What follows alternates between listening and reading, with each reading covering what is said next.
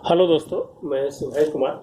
दोस्तों, आज हम बात करेंगे कुछ इम्पोर्टेंट्स मुद्दे हैं जो वर्तमान में भी बीत रहे हैं। और 66 में जिनका रिजल्ट हुआ है वो उनके लिए सकारात्मक बीपीएससी मेंस होगा इस बार के लिए, क्योंकि ऐसी सूचना मिल रही है कि बहुत सारे लोग हैं जो इसमें ऑनलाइनर एंट्री किए हैं। तो जिनका मेंस हुआ है उनको मेरी तरफ से हार्दिक शुभकामनाएं। और नए जो हिंदी का वर्ष जो कल से आ रहा है, होली के बाद जो चैत आता है, उसमें आपकी नए सकारात्मक ऊर्जा के साथ बीपीएससी मेंस के लिए आप लगे। तो दोस्तों, आज हम बात करेंगे रिश्ते के नए दौर में भारत और बांग्लादेश। दोस्तों, हमने भारत बांग्लादेश पे करीब हमने बहुत सारे वीडियो बनाए। हर एक समय में अंतर्राष्ट्रीय राजनीति में एक दूसरे के साथ साझी विरासत, सहयोग हमें देखने को मिलता है। लेकिन इस बार की जो भारत बांग्लादेश की जो यात्रा है वो कुछ खास है। कोरोना महामारी के बाद भारत ने अपने नेबरहुड फर्स्ट पॉलिसी, पहले पड़ोस की नीति के माध्यम से 497 दिन के बाद अगर भारतीय प्रधानमंत्री का दौरा होता है तो किसी भारत के पड़ोसी देश में ही होता है। ये भारत के लिए और पड़ोसी देशों के लिए एक सकारात्मक और एक मजबूत गठबंधन की ओर इशारा करता है। दोस्तों, भारत प्रधानमंत्री मोदी जी की 60वीं देश की यात्रा है। और जब भारत बांग्लादेश के बीच जो गोल्डन जुबली जो मनाया जा रहा है बांग्लादेश की, उसमें शेख मुजीबुर रहमान की जो यात्रा है उसको है जो भारत ने है जो एक नई क्रांति के रूप में है जो देख रहा है। भारत बांग्लादेश की उपज है। 1971 में भारत जिस तरह से बांग्लादेश को एक नई भौगोलिक पृष्ठभूमि पर लाकर जिस तरह से खड़ा किया, आज भारत की गौरवान्वित करने वाला पल भी है। इसमें कुछ ऐसे पॉइंट्स हैं जो आपको मेंस के लिए महत्वपूर्ण होंगे। भारत बांग्लादेशी भाषाई आधार पर स्वतंत्र होने वाला विश्व का प्रथम देश है जो भाषा के आधार पर है जो स्वतंत्रता उसको मिली है। हमने बहुत सारे रीजन्स है जो पिछले वीडियो में मैंने बताया हो कि किस तरह से पाकिस्तान को, पूर्वी पाकिस्तान से जो समस्या हो रही थी उसकी लोकतंत्र के भागीदारी में वहाँ के जूट उत्पादन का पैसा इस्लामाबाद में यूज होता था। दूसरी है कि दूरी, इसके कारण है जो पूर्वी पाकिस्तान के लोगों को स्वतंत्रता, समानता और बंधुता जो पाकिस्तान में देखने को मिलती थी वो है जो पूर्वी पाकिस्तान में नहीं मिलती थी, और जिसका है जो परिणाम है जो 16 दिसंबर 1971 को देखने को मिला। दोस्तों, इसकी हम जो बांग्लादेश भारत की जो वार्ता में हम कुछ सकारात्मक चीज़ की वार्ता करेंगे, जिसमें है जो भारत ने वहाँ के बंदरगाह, मोगला और चट्टेग्राम को है जो आधुनिक करने की जो बात की है। रेल, रोड लिंक, कनेक्टिविटी, व्यापार, सभी क्षेत्रों में 9 ऐसे क्षेत्रों में है जो भारत के साथ सहयोग की है जो बात की है। हमारे नॉर्थ ईस्ट के लिए संजीवनी के रूप में काम कर सकता है। आप जानते हैं दोस्तों कि एशिया की सबसे ग्रोइंग फास्टेस्ट इकोनॉमी है जो बांग्लादेश की है। तो हम इस मुद्दे पर ही बात करेंगे। जब आप मेंस में लिखिएगा तो निश्चित रूप से इस मुद्दा जो है बिहार से कनेक्टिविटी, जो एलएनजी लिंक जो है बना है, ट्रेनों का जो आवागमन शुरू हुआ है, उससे जो बिहार की अर्थव्यवस्था पर भी प्रभाव पड़ेगा और निश्चित रूप से है जो एक सकारात्मक प्रभाव पड़ेगा। हमने है जो हाइड्रो पावर प्रोजेक्ट लगाने की है जो बात की है। हमने है जो नदी जल विवाद को सुलझाने की बात की है जो तीस्ता जल विवाद है, जिसका है जो हमने 1972, 83, 84 का जिक्र है जो मैंने पहले है जो किया है। नदी जल आयोग बनाने की जो बात हुई थी उस पर जो क्या क्या सहमति हुई है, तीस्ता विवाद पे चाइना चीन कारक इसमें क्या है, तो ये सब मुद्दे पे है जो इसमें है जो मेंस में लिखने के लिए काम आएगा। कैसे है जो वहाँ का चटगांव पोर्ट है जो बीआरआई प्रोजेक्ट में जो शामिल है भारत के लिए, कैसे परेशानी का सबक बन सकता है। कोरोना डिप्लोमेसी में भारत ने कैसे है जो सभी देशों को मदद की है, जिसमें बांग्लादेश भी है। तो हम इस सब मुद्दे पे है जो दोस्तों है जो बात है जो इस पे करने की, और है जो मेन पॉइंट था उस पर जो हम बात किए। ये कुछ छोटी सी पॉइंट्स है, इतनी सारी पॉइंट्स है जो आपको मेंस में लिखने को मिल सकती है। मुजीबुर रहमान को गांधी शांति पुरस्कार जो मिला है इसमें है जो कह सकते हैं कि हमने सॉफ्ट डिप्लोमेसी के माध्यम से जो बांग्लादेश के साथ काम करने का जो हमने जो प्राप्त किया है वो है जो निश्चित रूप से आने वाला समय के लिए सकारात्मक है। दूसरी चीज़ है कि दोस्तों भारत बांग्लादेश के बीच अभी वर्तमान समय में अगर कहा जा सकता है तो एक सकारात्मक ही देखा जा सकता है दोनों देशों के बीच। और वर्तमान की जो यात्रा है वो यात्रा है जो आने वाला समय में नई दिशा की ओर है जो इसका प्रसार देखने को मिल सकता है, चाहे वो अंतर्राष्ट्रीय स्तर पर हो, अंतर्राष्ट्रीय स्तर पर हो या वैश्विक स्तर पर हो, निश्चित रूप से इसका प्रभाव होगा। तो इसका जो सार है दोस्तों जो करीब करीब है जो मैंने है जो भारत बांग्लादेश के जो 9 ऐसे सहयोग की जो वार्ता हुई है जिस पे जो मैंने है जो चर्चा कर दी है, इसमें आतंकवाद हो गया, रक्षा हो गया, रेल हो गया, संचार हो गया, ऊर्जा हो गया, स्वास्थ्य हो गया, कनेक्टिविटी हो गई, आर्थिक हो गया, सांस्कृतिक हो गया। तो ये सब मामले पे है जो इस बार है जो चर्चा हुई है, इसी में है जो आपके पॉइंट्स होंगे और इसको जो लिखने का आपको मौका मिलेगा। दूसरी बात है दोस्तों कि हम आज बात करेंगे आतंकवाद से सियासी गठजोड़ पर आर पार के मूड में केंद्र। दोस्तों आप जानते हैं कि आतंकवाद मानव मूल्यों का सबसे बड़ा खतरा है 21वीं शताब्दी में। ये धीरे धीरे संप्रदाय को अपने आड़ में लेते हुए और एक नए विवाद का जो केंद्र जो बन गया है उसको है जो भारत ने जो खत्म करने की है जो बात बोली है। भारत ने भी सुरक्षा परिषद में भी इसके लिए है जो अपनी जो आवाज़ को मुखर किया। 1996 में सबसे पहले आतंकवाद की परिभाषा जो भारत ने संयुक्त राष्ट्र संघ में जो पेश की थी, जिसका मतभेद आज भी देखने को मिलता है उसकी परिभाषा में, लेकिन बहुत सारे देशों ने इसका समर्थन किया है। भारत भी संयुक्त राष्ट्र संघ का 8वीं बार अस्थायी सदस्य के रूप में जो भाग लिया है।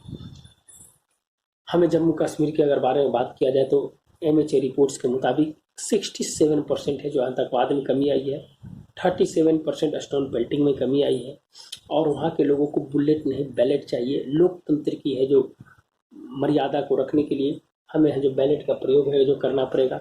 निश्चित रूप से वहाँ की आवाज़, कश्मीर की देखो वेबिनार जैसे वहाँ की स्थिति को देखते हुए वहाँ जो 2021-36 की औद्योगिक नीति को लागू किया गया है ताकि वहाँ जो कंपनियां हैं और लोगों को रोजगार मुहैया कराया जाए। दूसरी चीज़ है कि दोस्तों देखो अपना गांव शहर जो वहाँ के उपराज्यपाल है मनोज सिंह जी के द्वारा है जो चालू किया गया है, तो वहाँ MNC कंपनियां बढ़ाई जा रही है। वहाँ का उखू गाँव जो है जो मन की बात में प्रधानमंत्री जी के द्वारा किया गया है, जहाँ पर है जो आप पेंसिल बनाने का काम है जो बहुत ज़ोरों से होता है, वहाँ नेफेड के माध्यम से सेब का है जो व्यापार है जो उसमें सहायता प्रदान की जा रही है।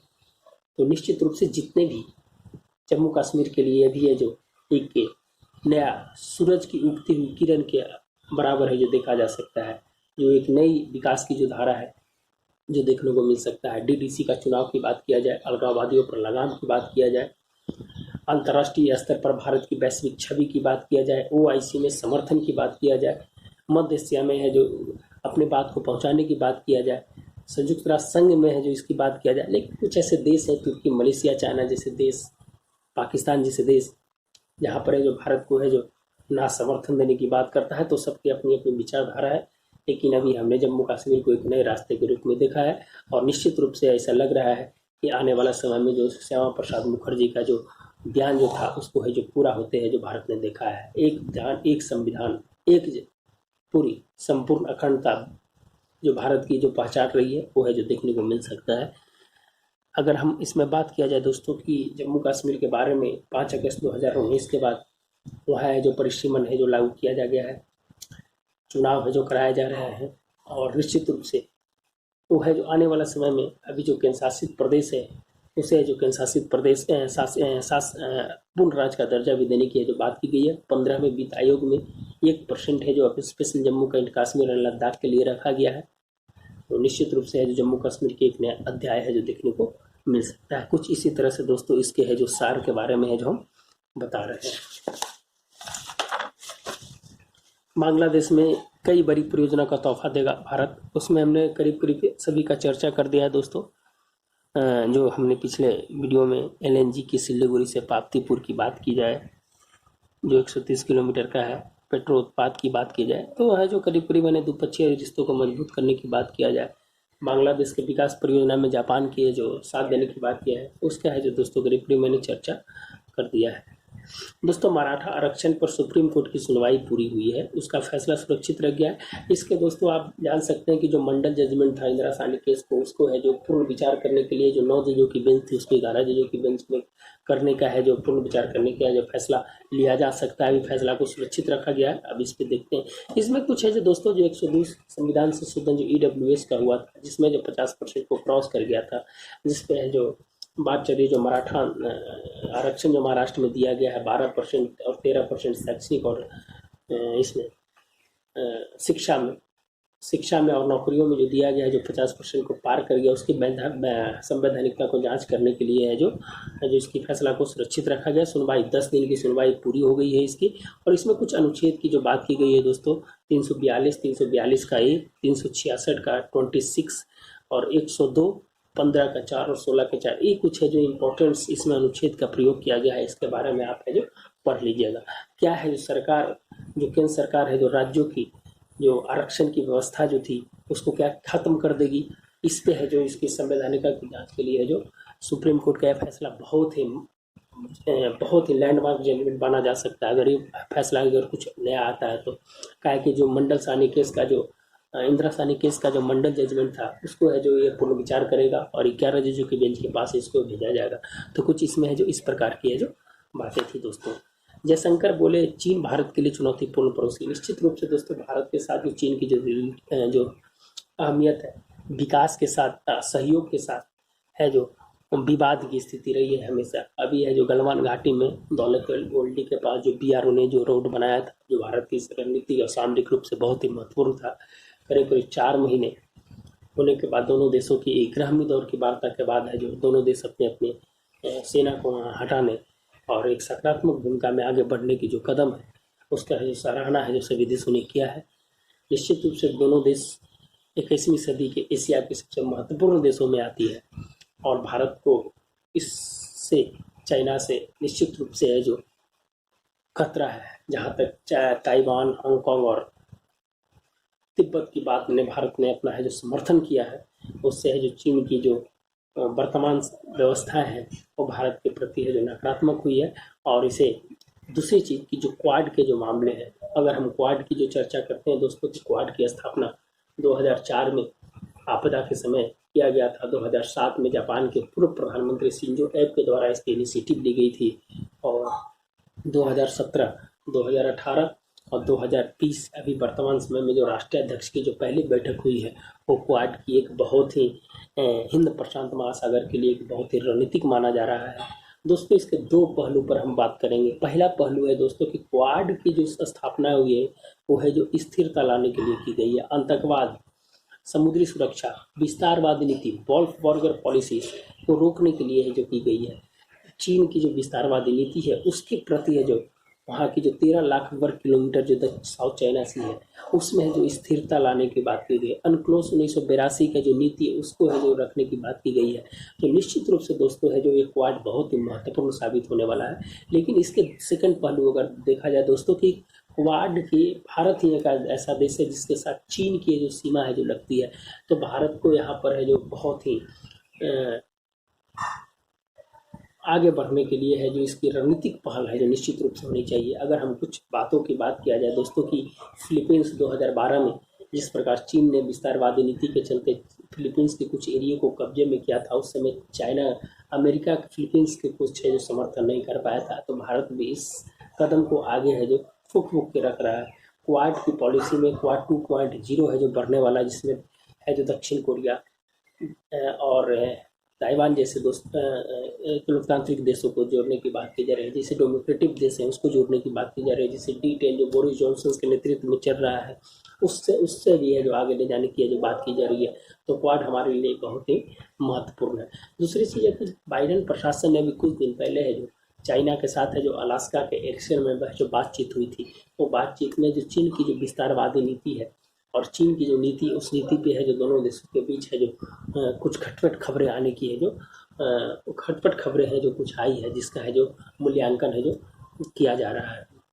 दूसरी चीज़ है कि दोस्तों जो साउथ चाइना सी के लिए जो बाइडेन प्रशासन ने एशिया के जार कैट कैम्पबेल को जो वहाँ पर नियुक्त किया है, वो है जो उससे भी है जो कि बहुत बड़ी है जो जो संतुलन है जो देखने के लिए मिल सकता है। दूसरी चीज़ की अगर हम तीसरे मोर्चे पर अगर बात किया जाए तो कनेक्टिविटी अगर इसको जोड़कर देखा जाए तो चीन की जो वर्तमान नीति है जो 14वीं पंचवर्षीय योजना जो उसका चल रहा है, उसमें है जो उन्होंने है जो सप्लाई चेन पर है जो अपने खुद है जो बात किया है, वोकल टू लोकल पर बात किया है, 3 गॉर्जियस डैम बनाने की जो बात किया अरुणाचल प्रदेश में, साउथ चाइना सी में विस्तारवादी की नीति का है जो उन्होंने जो रखने की बात किया है, BRI प्रोजेक्ट को है जो बढ़ने की संप्रभुता का जो खतरा है सभी देशों का, उस पर है जो कहीं ना कहीं जो चाइना है जो अभी भी है जो आक्रामक है, और ताइवान हांगकांग जैसे मुद्दे पर है जो अभी भी आक्रामक रूप अपनाए हुए।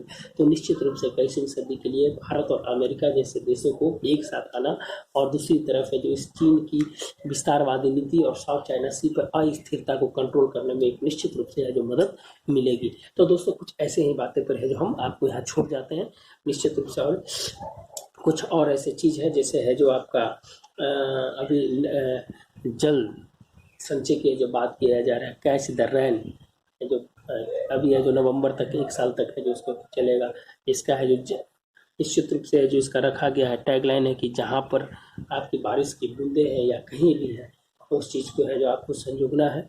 इसके लिए है जो राष्ट्रीय नेटवर्क नॉलेज है जो बनाया जा रहा है, 132 शहरों को इसमें ऐड किया गया है।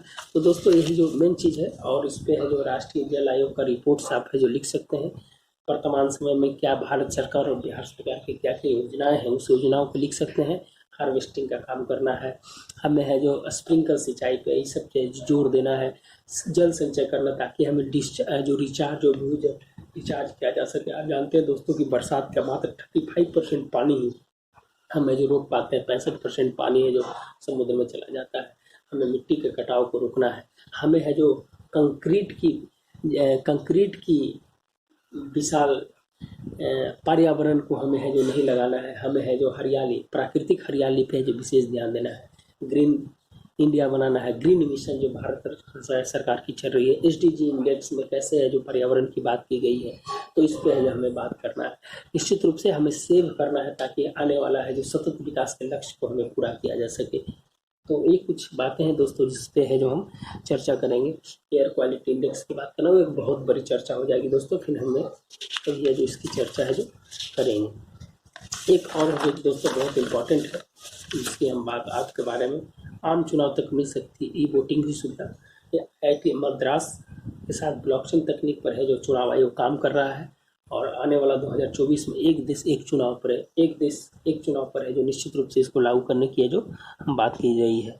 तो इन्होंने जो चुनाव आयुक्त है सुनील अरोड़ा, उन्होंने बोला है कि हम इस पहल पे है जो काम कर रहे हैं, और निश्चित रूप से एक सकारात्मक चीज़ है। हमें तकनीक की ओर है जो बढ़ना चाहिए, हमें है जो एक देश एक चुनाव की ओर बढ़ना चाहिए। आप जानते हैं दोस्तों कि एक देश के साथ अगर एक चुनाव कराते हैं तो एक वोट कराने में हमें $1 खर्च होता है। अगर हम अलग अलग चुनाव कराते हैं तो हमें एक वोट को कराने में $1.65 का खर्च होता है। तो हमें जो उसे बचाना है, हमें संसाधन को बचाना है ताकि जो देश के विकास में है जो उसकी भूमिका हो।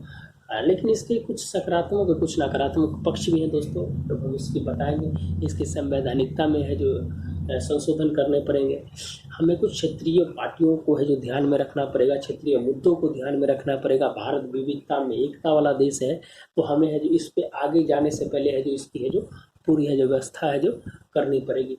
विधि आयोग की रिपोर्ट्स में है जो इस तरह की बात की गई है कि है जो हमें संसाधनों का बचाव करना चाहिए। आने वाला समय में दोस्तों EVM की जिस तरह से तकनीक बढ़ रही है, उसकी खर्च और मेंटेनेंस भी उसी प्रकार से बढ़ रही है। भारत हमेशा है जो इलेक्शंस मोड में रहता है, हर एक 2 महीने 3 महीने पर चुनाव होता है। आचार संहिता से विकास कार्यों में प्रभावित होती है राज्यों को, और केंद्र की योजनाओं है जो प्रभावित होती है। तो ये कुछ है जो नकारात्मक चीज़ें हैं, लेकिन एक लोकतांत्रिक देश में जनता की सबसे महत्वपूर्ण भूमिका होती है। तो निश्चित रूप से दोस्तों है जो इस पे है जो हमें काम करना होगा, और बहुत सारी चीज़ है सरकारी नकारात्मक चीज़, इस पे जो हम काम करेंगे। तो दोस्तों ठीक है, मिलते हैं फिर नए वीडियो के साथ। अगर आपको कुछ इसमें कमेंट्स करना है तो निश्चित रूप से कमेंट्स कीजिएगा दोस्तों। मैंने है जो हर चीज़ के बारे में है जो मैंने बोलने का प्रयास किया है। तो मिलते हैं दोस्तों नए वीडियो के साथ। अगर कुछ सजेशन देना है तो आप दे सकते हैं। धन्यवाद। वीडियो अच्छा लगे तो निश्चित रूप से जो दोस्तों आप है जो लाइक सब्सक्राइब जरूर करें, दूसरों के पास भेजें, ताकि ये जो उसका है जो लाभ है जो लोग है ले सकें। और 66 बीपीएससी मेंस में आप लोग लगे रहें। मैं आपको जहाँ तक होगा मैं आपको सहायता करूँगा। धन्यवाद दोस्तों।